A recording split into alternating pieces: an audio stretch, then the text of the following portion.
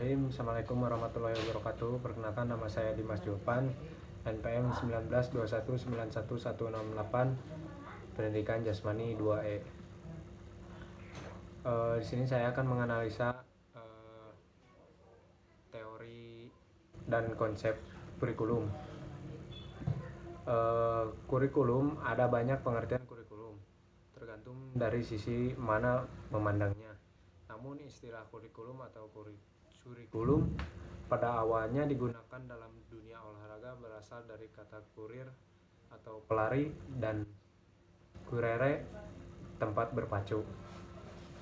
Pada saat itu, kurikulum diartikan sebagai jarak yang harus ditempuh oleh seseorang pelari mulai dari start sampai finish untuk memperoleh medali atau penghargaan.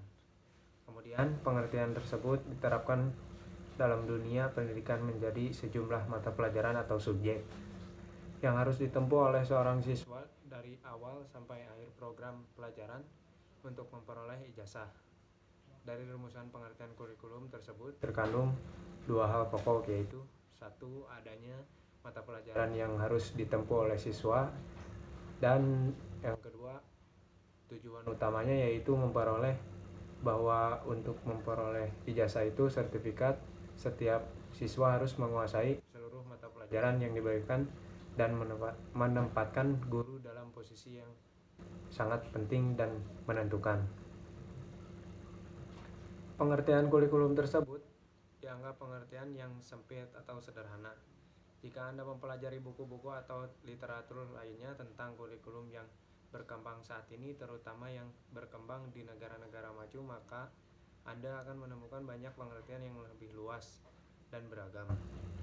Kurikulum tidak terbatas hanya pada sejumlah mata pelajaran saja, tetapi mencakup semua pengalaman belajar atau learning experiences yang dialami siswa dan mempengaruhi perkembangan pribadinya.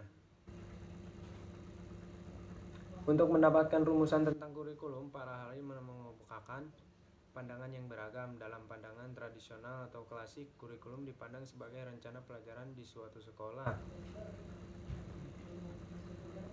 Pelajaran-pelajaran apa yang harus ditempuh di sekolah, itulah kurikulum. Sedangkan dalam pandangan modern atau arti kurikulum lebih dianggap sebagai suatu pengalaman atau sesuatu yang nyata terjadi dalam proses pendidikan. Dalam hal ini, Hamid Hasan tahun 1988 mengemukakan bahwa untuk mencari rumusan kurikulum dapat ditinjau dari 4 dimensi, yaitu 1. Kurikulum sebagai suatu ide. Yang kedua, kurikulum sebagai suatu rencana tertulis sebagai perwujudan dari kurikulum sebagai suatu ide. Yang ketiga, kurikulum sebagai suatu kegiatan yang merupakan pelaksanaan dari kurikulum sebagai suatu rencana tertulis. Dan yang keempat, kurikulum sebagai suatu hasil yang merupakan konsekuensi dari kurikulum sebagai suatu kegiatan.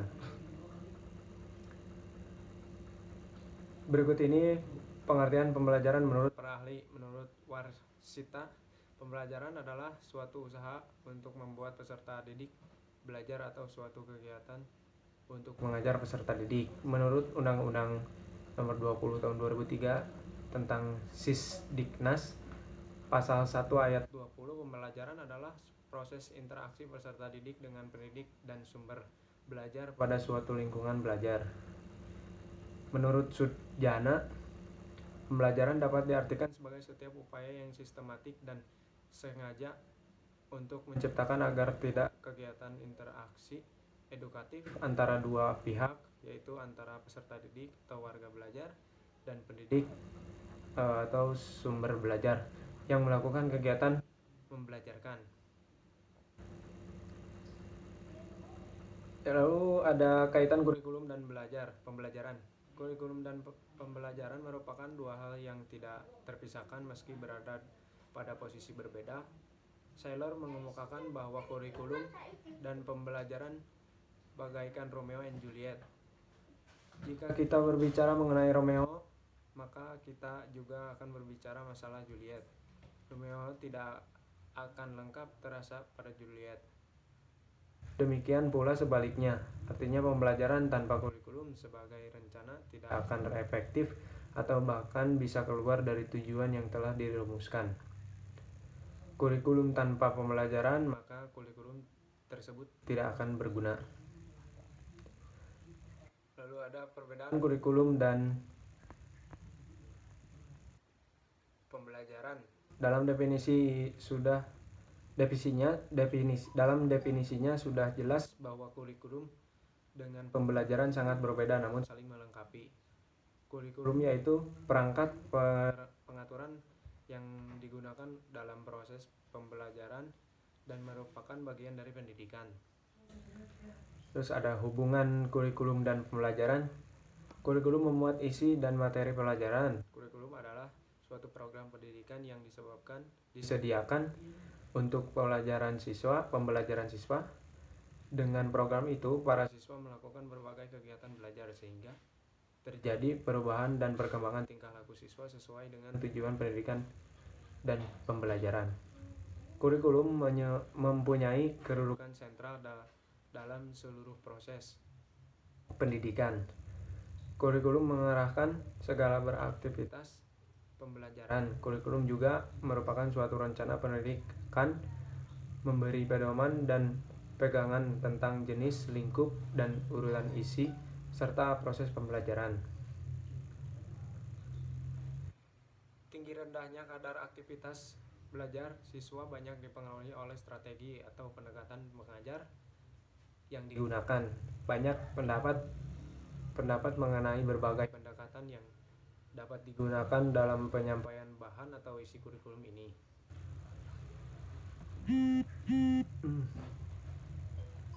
Pendekatan kedua lebih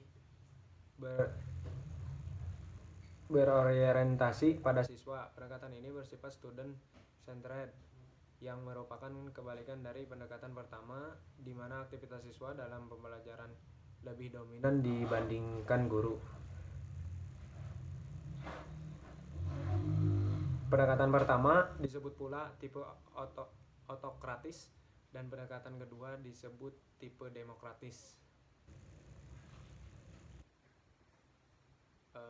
Kesimpulannya, meskipun banyak definisi kurikulum yang satu dengan yang lain saling berbeda dikarenakan dasar filsafat yang dianut oleh para penulis berbeda-beda. Walaupun demikian ada kesamaan satu fungsi, yaitu bahwa kurikulum adalah alat untuk mencapai tujuan pendidikan. Kurikulum mengandung sekian banyak unsur konstruktif supaya pembelajaran berjalan dengan optimal. Sekian dari saya, mohon maaf bila ada kekurangan. Wabillahi taufiq wal hidayah. Wassalamualaikum warahmatullahi wabarakatuh.